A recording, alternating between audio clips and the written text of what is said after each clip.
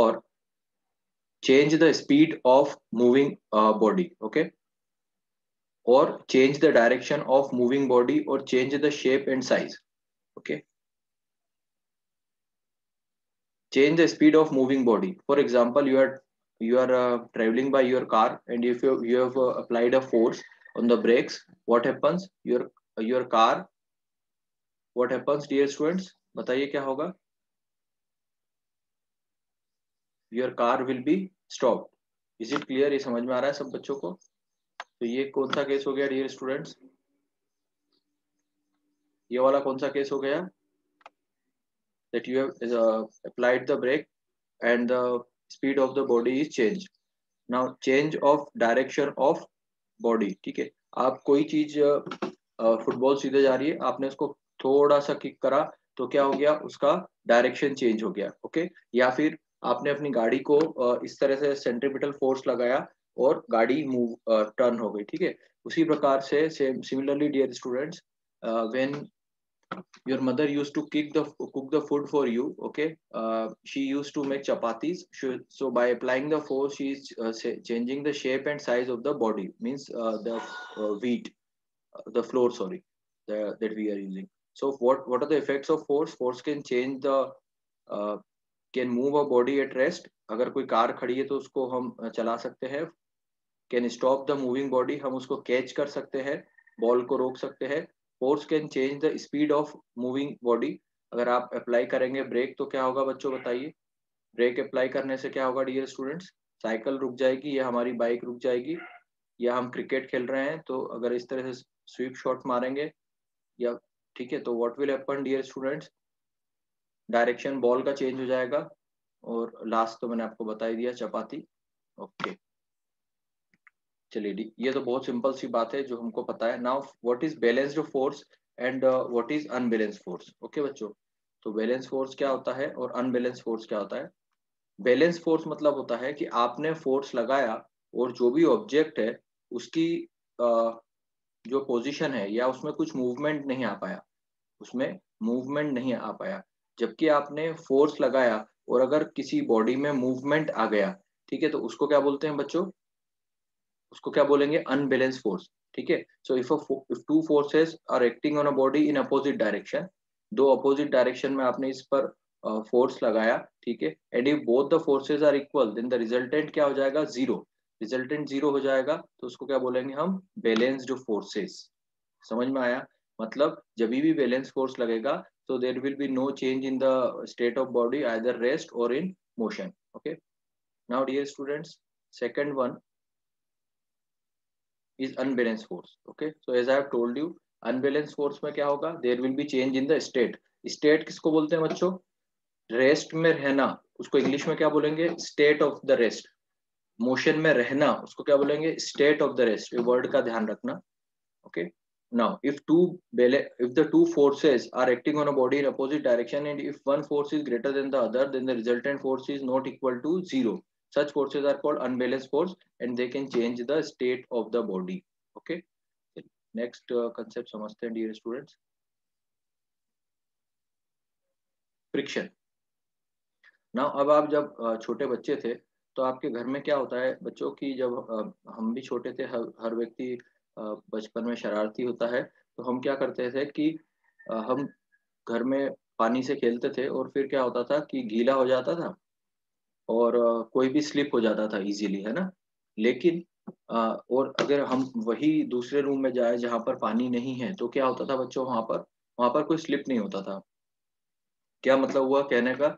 That they when the surface is wet, okay, there is a friction which is low, and when it is dry space, the same tiles which is dry, the friction will be high, and when the same tiles is there but it is wet, then the friction will be less, okay. Are you getting, dear students? Okay, so that is known as friction. I hope you understood, है ना. The the force of, जैसे मैं आपको एक example देता हूँ. अगर आप आज से बहुत साल पहले, अब तो आपका ये वाला आ गया है सूटकेस, आप कहीं पर भी जाते हैं तो व्हील्स वाले सूटकेस को आप रेलवे स्टेशन पर या एयरपोर्ट पर लेके जाते हैं, जिसमें इजीली होता है। ये व्हील्स क्यों लगाए? इस व्हील्स को लगाने से क्या हुआ, फ्रिक्शन क्या हो गया बच्चों, रिड्यूस हो गया। तो सर्कुलर जो भी मोशन होता है उसमें फ्रिक्शन क्या होता है, रिड्यूस हो जाता है। जबकि आज से 30 ईयर्स पहले इस तरह के सूटकेस नहीं होते थे, तो यूं हाथ में कैरी करके ले जाना पड़ता था, बिकॉज फ्रिक्शन ज्यादा होता था। तो क्या समझ में आया, with the use of wheels friction reduces, ठीक है। तो that is known as force of friction, is the force which opposes the motion of an object, ठीक है। हम किसी चीज को, कोई बड़ा सा हमारे यहाँ अगर कहीं पर एक बॉक्स है आयरन का, उसको हम घसीटते हुए ले जाएंगे, तो आप सोचिए उसको कितनी ज्यादा ताकत लगानी पड़ेगी हमको। समझ रहे हैं आप बात को? तो क्या लिखा है यहाँ पर, force of friction is the force which opposes the motion of the object. तो उसी बक्से में अगर हमने नीचे टायर लगा दिए तो वो इजीली चले जाता है। उसी अगर हमने सूटकेस में नीचे टायर लगा दिए तो वो इजीली चले जाता है। तो फोर्स ऑफ फ्रिक्शन हमेशा कहाँ लगता है, अगर हमने फोर्स किसी बॉक्स पर इस तरफ फोर्स लगाया बच्चों, तो फ्रिक्शन का जो फोर्स है वो कहाँ लगेगा, opposite side. Is it clear? Okay. So a ball rolling on the ground gradually slow down and comes to rest due to friction, ठीक है। अब अभी अगर आप छोटे से 4 साल के बच्चे को बोलोगे कि बेटा ये फुटबॉल देखो मैंने अब धीरे से किक करी और जाके रुक गई है, तो ये फ्रिक्शन के कारण हुआ है, वो नहीं समझ पाएगा। लेकिन ये जो दो मैंने आपको एग्जांपल दिए, वेट सरफेस, ड्राई सरफेस, और जो ब्रीफ केस को विदाउट व्हील्स वाले को और विद व्हील्स वाले को, आप डिफरेंस समझ सकते हैं। मतलब क्या होता है, जो सरफेस है वो क्या करती है, अपोजिशन करती है। इसका बहुत अच्छा एग्जांपल देता हूँ मैं आपको एक और। मान लीजिए कहीं पर रोड, कहीं रूरल एरिया में रोड बन रहा है, ठीक है। अब रोड बन रहा है तो उसमें बड़े बड़े पत्थर पड़े हैं, क्योंकि उसके ऊपर फिर अच्छे से रोड बनने वाला है ना। अभी वहां पर हम कार चलाएंगे तो it is very difficult. But एक बहुत बढ़िया 4 लेन बना हुआ है, जैसे अहमदाबाद बड़ौदा का 4 लेन बना हुआ है वहां पर, या वर्ल्ड में कहीं पर भी अच्छा रोड बना हुआ है, तो वहां पर वही कार वहां पे चलेगी तो विदाउट इन, बिकॉज जो उसको टायर्स को वहां से क्या मिल रहा है, अपोजिशन इस पे नहीं मिल पा रहा। तो स्मूथ सरफेस में क्या होता है बच्चों, फ्रिक्शन जो होता है वो बिल्कुल कम हो जाता है, ठीक है। सो ये वही बात है कि a ball rolling on the ground gradually slow down and comes to rest due to friction. अब यही बॉल मान लीजिए आपके घर में जो बढ़िया सी टाइल्स लगी है उसके ऊपर आप रखिए और एक ग्राउंड में लेके जाइए जो कि अच्छा ग्राउंड नहीं है, जो मेंटेन्ड ग्राउंड नहीं है, तो वहां पर तुरंत बॉल रुक जाएगी। पर आपके यहाँ पर it will take time in your home, it will take time to stop. It will stop very easily, but sorry it will take time, क्योंकि आपके स्मूथ सरफेस है, फ्रिक्शन कम है, ठीक है। ओके, आई होप फ्रिक्शन आपको थोड़ा बहुत समझ में आया है। चलिए, now dear students, very interesting topic जो आपने 9th क्लास में पढ़ा है और उसका इलोबरेटेड फॉर्म हमको आने वाला है, सो let us discuss this also. या सो न्यूटन्स फर्स्ट लॉ। तो हम इसको किसी भी चीज को, हम जैसे आज भी हमने पढ़ाई करी, तो मैंने आपको आज पहले डिस्प्लेसमेंट का न्यूमेरिकल से समझाया, एवरेज स्पीड मैंने न्यूमेरिकल से समझाया आपको। वैसे ही हमको कोई भी जो चैप्टर में पढ़ना है उसमें पहले हमको उसका प्रैक्टिकल मीनिंग पढ़ना है, फिर हम डेफिनेशन पे आएंगे। तो हम डेफिनेशन बाद में आते हैं, पहले मैं आपको कुछ एग्जांपल्स देता हूँ, ठीक है। तो आप ऐसा करके देखना घर पे कि आप एक you take the glass and some striker you take and some paper you put it like this, and then just to you flick it like this, what will what will happen bachcho, this striker will go inside this glass, okay. Why? Because of this concept, the inertia, the natural tendency of the object to remain in the state of rest or in a motion is called inertia, ठीक है। इसका क्या मतलब हुआ कि जो भी चीज अगर वो रेस्ट में है तो वो रेस्ट में ही रहेगी, अगर वो मोशन में है तो मोशन में ही रहेगी। इस कंसेप्ट को क्या बोलते हैं, इनर्शिया। आपने देखो ताकत लगाई इसमें, पर but what happened, this striker went inside, although this paper go like this because it was in direct contact, it was in direct contact, therefore this went into in this side, and this went inside, okay. Okay, so this is known as inertia. So how we can define inertia?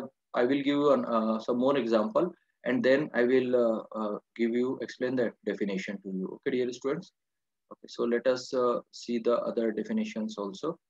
Yeah, a striker hits. This is a yeah. A striker hits a pile of coins. आप लोग carrom खेलते हैं, तो carrom में हम कैसे करते हैं, कभी हम ऐसे खेलते हैं तो क्या होता है, नीचे वाली तो सीधे निकल जाती है, पर ये वाली जो कॉइन्स है ये नीचे गिर जाती है, आपने देखा होगा। जिसको स्ट्राइकर टच करेगा वो तो सीधा निकल जाएगा।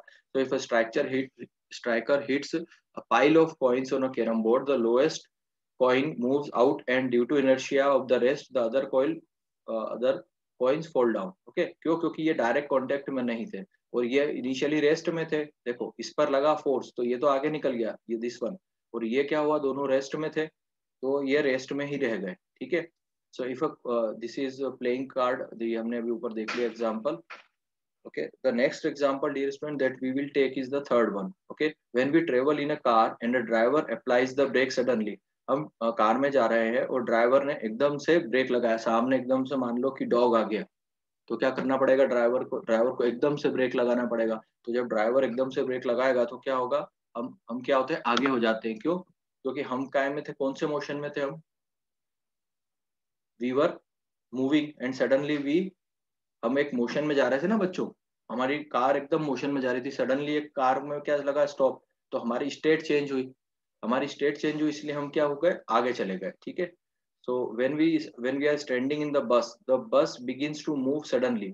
अभी हम आराम से खड़े हैं बस में और हम बातों में लगे, हमको पता नहीं है, और बस एकदम से आगे चली तो हम पीछे की तरफ आते हैं। Okay, so when we are standing in a bus and bus begins to move suddenly, we tend to fall forward because our feet is in the contact with the floor forward. Okay, but the upper part of body begins to remain at the rest. ठीक है, पाव तो हमारे कहाँ connected है बच्चों, बस में connected है, बस आगे जाने लग गई, लेकिन ऊपर वाला part just like this coin वो तो कनेक्टेड नहीं था, तो वो पीछे आ जाएगा। तो ये जो इफेक्ट्स होते हैं डियर स्टूडेंट्स, ये होते हैं इनर्शिया के कारण। ठीक है बच्चों, तो आप समझिएगा, this is known as inertia. ठीक है, तो अब इसको हम डिफाइन कैसे करेंगे, an object remain in the rest of, sorry, an object remains in the state of rest or in the uniform motion in a straight line unless compelled to change the state by the applied force। ठीक है, अगर मान लीजिए कोई football को kick करा आपने, football को आपने अगर किक करा डियर स्टूडेंट्स, ठीक है, और फुटबॉल जा रही है जा रही है जा रही है, ठीक है, जब तक आप उस पर फोर्स, जब तक आप उसमें लेग उसको पुट नहीं करोगे तो क्या होगा, वो जाती जाएगी। This is known as inertia, very simple. ठीक है dear students, okay, now will move forward.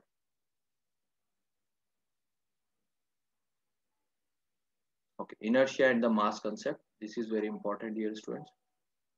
So inertia depends upon the mass. अब एक बात बताइए, फॉर एग्जाम्पल एक बात बताइए मुझे कि एक भारी चीज है, ठीक है, तो अगर आप कोई भारी चीज एक रखी हुई है, वो रेस्ट में है, एक heavy, there is one heavy thing which is in the rest, and there is one light body which is also in the rest. What do you think, where we have to apply more force?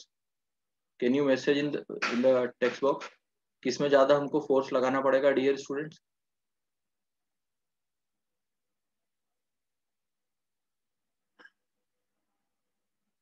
Heavy, heavy object में क्यों लगाना पड़ रहा है?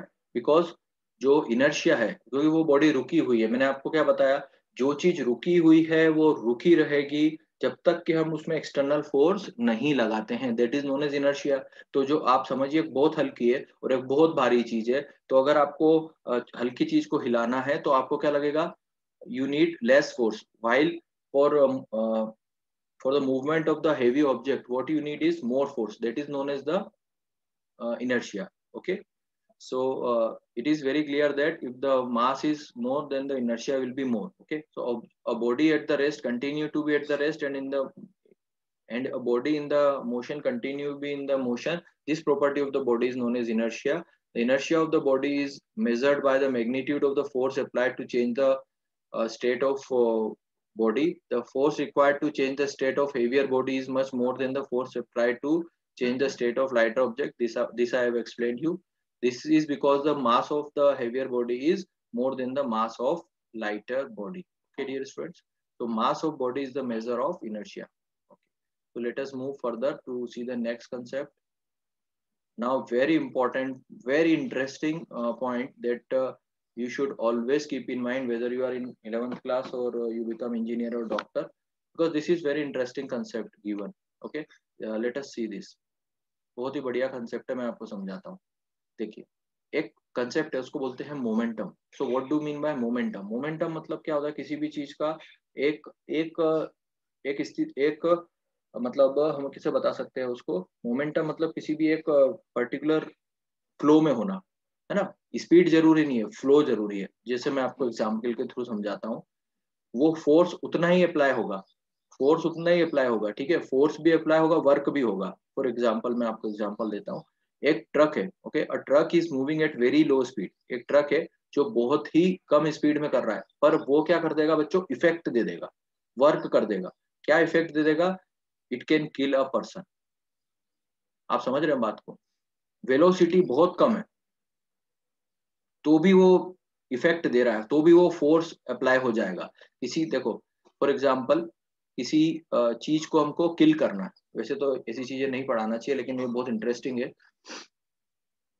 या चलिए किल नहीं करते, हम किसी चीज का शेप चेंज करते हैं। किसी कोई चीज पड़ी है रोड पर, हमको उसका शेप चेंज करना है, ठीक है। अब हमारे हाथ से तो हो नहीं रही, तो हमने क्या करा, एक ट्रक था वो उसके ऊपर जा रहा था, स्लोली जा रहा था, वो उसका शेप चेंज कर देगा। तो फोर्स का हमने क्या पढ़ा अभी फर्स्ट स्लाइड में, that force can change the shape of an object, ठीक है। तो फोर्स कैसे करेगा शेप, उसकी देखिए वेलोसिटी भले ही कम हो, but what is the case, इसका मास बहुत ज्यादा है। तो अगर हमको फोर्स को कहीं भी अप्लाई करना है डियर स्टूडेंट्स, तो उसमें दो चीज होती है। अगर उसकी वेलोसिटी कम है कोई प्रॉब्लम नहीं है, लेकिन अगर उसका मास ज्यादा है तो वो फोर्स जो है वो किसी भी चीज का शेप चेंज कर सकता है या अपना इफेक्ट दिखा सकता है। फॉर एग्जाम्पल मैं आपको बताना चाहता हूँ बच्चों, एक अब इसका जस्ट रिवर्स केस लीजिए। देखिए अब मान लीजिए कि हमारे पास एक गन है ना, रिवॉल्वर है, उस रिवॉल्वर में क्या है, एक बुलेट है। अब बुलेट का मास कितना होता है बच्चों, कंपेयर टू ट्रक, मास बहुत कम होगा, लेकिन उसकी वेलोसिटी क्या होगी बच्चों बताइए, उसकी वेलोसिटी बहुत ज्यादा होती है, पता है आपको। जैसे गन क्यों किसी को शूट करता है या उसको किल करता है, बिकॉज उसकी जो वेलोसिटी है वो क्या है बताइए, उसकी वेलोसिटी बहुत ज्यादा है और मास बहुत कम है। यहाँ पर आप उल्टा केस था, ट्रक में देखिए वेलोसिटी बहुत कम थी और मास बहुत ज्यादा था। तो मोमेंटम बराबर क्या हो गया, मास इंटू वेलोसिटी। तो ये कंसेप्ट दिया गया, एक नई टर्म को इन्वेंट करा गया मोमेंटम, और वो बताया गया कि मोमेंटम बराबर क्या होता है, मास इंटू वेलोसिटी। और उससे कहीं पर भी हम फोर्स लगाएंगे तो there will be surely effect. तो इस कंसेप्ट को बोलते हैं momentum. Okay, so if a body is at rest, its velocity is zero, तो इट्स मोमेंटम इज जीरो। अगर कोई रुकी हुई चीज है, ठीक है, तो उसका मोमेंटम जीरो होगा। Okay, this is very simple. तो आई होप मोमेंटम चीज आप समझे, बहुत interesting concept. Okay, now let us move ahead dear, ये सब आने वाला है डियर स्टूडेंट्स हमको। चलिए अब ये चीज मैंने आपसे थोड़ी सी कल डिस्कस करी थी, now again I will just take 5 minutes more, okay, to explain this, फिर आपके डाउट्स ले लेंगे। Okay dear students, so let us move further. अब देखिए Newton second law, Newton first law था, ये जो हमने इनर्शिया का पढ़ा बच्चों, ये था Newton first law. Now we are discussing Newton second law. तो न्यूटन सेकंड लॉ क्या होता है डियर स्टूडेंट, बहुत आराम से समझिए। अभी आपको मोमेंटम समझ में आ गया, मोमेंटम का क्या फॉर्मूला हुआ, मास इंटू एक्सीलरेशन, समझ में आया, और सॉरी मास इंटू वेलोसिटी, समझ में आया आपको, है ना। तो अब आप देखिए मास इंटू वेलोसिटी समझ में आया। अब देखिए न्यूटन सेकंड लॉ क्या बोलता है, Newton second law, the rate of change of momentum of an object is proportional to the applied force, the rate of change of momentum of an object is proportional to the applied force in the direction of the force, ठीक है। तो for example हमारी कोई भी हमने मान लीजिए हमारी हम कार में चल रहे थे, ठीक है, तो कार का मास भी है और हमारी इनिशियल कुछ वेलोसिटी भी थी। तो जब तक हम शहर में चल रहे थे, when we were in city, so what our speed was less, this was our initial velocity and the mass will be the same, okay, mass same रहेगा, कार का शहर में रहे या शहर से हाईवे पे आ जाए, ठीक है। so the final momentum will be, mass will be same but the velocity on the highway will be changed. So now the change in momentum we have to calculate. So what will be the change of momentum dear students, this will the final momentum minus initial momentum, okay. So now we will see what is the, now dear students we will see what is the this law, the rate of change of momentum of an object is proportional to the applied force, okay. So this is the rate of change, so we have written mv minus mu, so we have taken then m common, so it will be v minus u, okay. So rate of change of momentum, this is the, now rate of, this was change in momentum, rate means when we have divided it with respect to time. So it will be rate of, this was change in momentum, this become rate of change of momentum. Okay. Okay, dear students,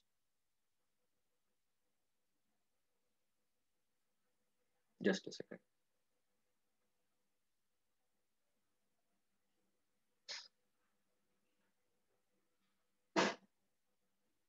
Okay, so this was the case.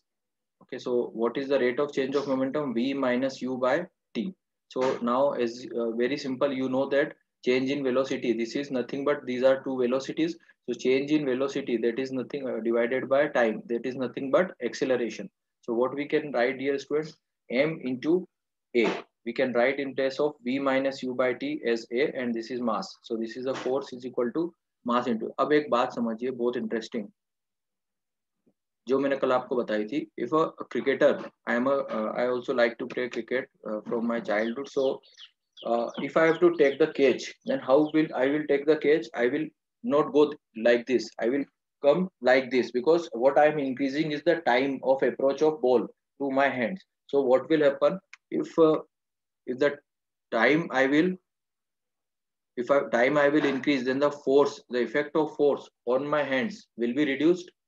Do you agree with me? So this is the concept of this is the concept given by this. So this proves that as the time of approach of anything increases, the force on that decreases. So this is the second law that we have studied in our basic concepts. Now, dear students, we'll move further. Now, very interesting is the Newton's third law. Okay, dear students. So let us see. Yeah. So what is Newton's third law? So to every action there is equal and opposite reaction, and they both act on the different bodies. Okay. So let us see it by example. कुछ example से देख लेते हैं बच्चों इसको.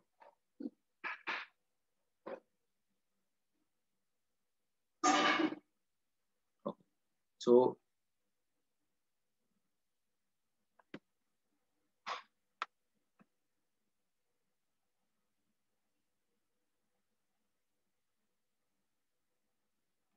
okay dear students, this is one example. देखिए इसको बोलते हैं स्प्रिंग. आपको ये प्रैक्टिकल करवाएंगे हम लोग. इसमें हम दो स्प्रिंग लेंगे. ये बताती है कितना टेंशन है इसके अंदर. ठीक है. तो ये स्प्रिंग है दो. तो हमने क्या करा, एक यहाँ पर हमने इसको बोलते हैं रिजिड बॉडी, रिजिड सपोर्ट. ठीक है. क्या बोलते हैं बच्चों इसको? Rigid support. तो हमने क्या करा, इसको फ्री रखा इस एंड को, और ये वाले एंड पे हमने क्या करा, इस वाले पे हमने इसको करा, और फिर इसको हमने क्या करा, when a force is applied by pulling the free on both spring shows, हमने फिर इसको यहाँ से खींचा डियर स्टूडेंट्स. तो क्या हुआ, जितना रीडिंग ये शो कर रहा था उतना ही टेंशन का रीडिंग ये शो कर रहा था. ठीक है. तो हमको क्या समझ में आया, the force exerted by the spring A on the B is equal to the force exerted by B on the one. नहीं तो ये अलग अलग रीडिंग आती. तो this is nothing but Newton's third law. ठीक है बच्चों. नाउ बहुत इंटरेस्टिंग, और हम इसमें एक दो टॉपिक डिस्कस करते हैं. Let us discuss this one.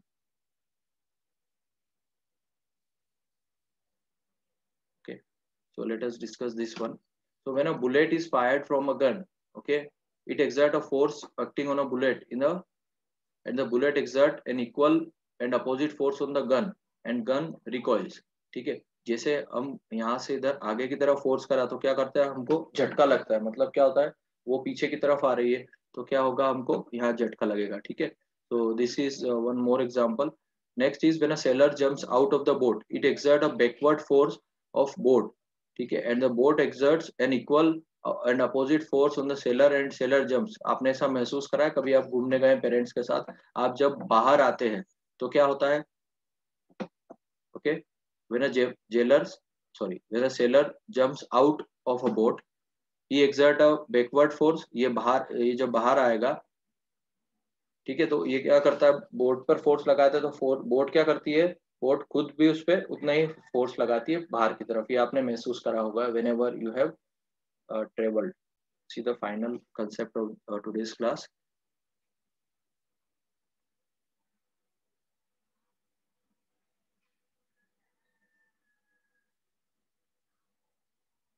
Okay.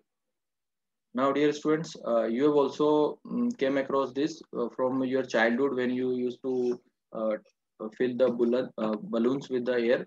So when an air filled balloon is released, the force of the air coming out of the balloon exert an equal amount of force.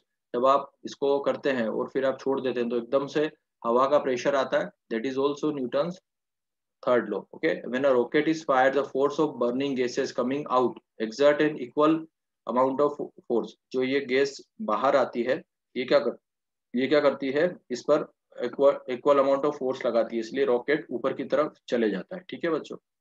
Now dear students, this concept is different but let us see it.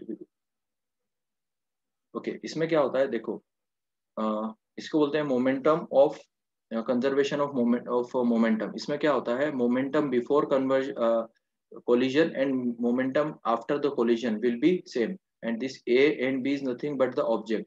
So this is the momentum of object A before collision. This is the moment of before a collision of B, and this is after. Okay, so this is known as conservation of linear momentum. Okay, the sum of the momenta of two objects before the collision is equal to the sum of momenta after the collision, provided there is no unbalanced force acting on them. Okay, dear students. So now